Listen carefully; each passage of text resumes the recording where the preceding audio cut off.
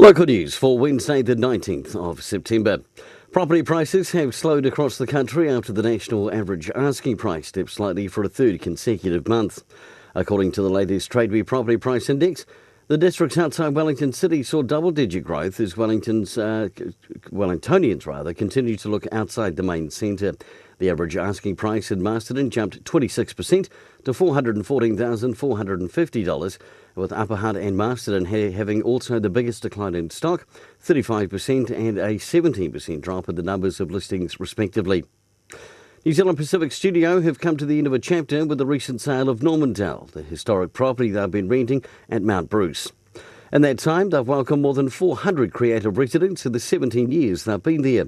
And to mark the occasion, are inviting friends and supporters to join them for afternoon tea on either Saturday or Sunday this weekend between 2 and 4 to farewell the house and meet up with other people who've supported the time there.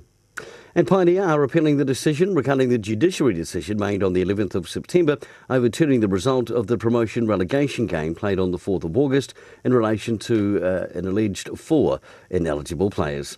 For local news and sport for Wairarapa TV and MoreFM, I'm Brent Gare.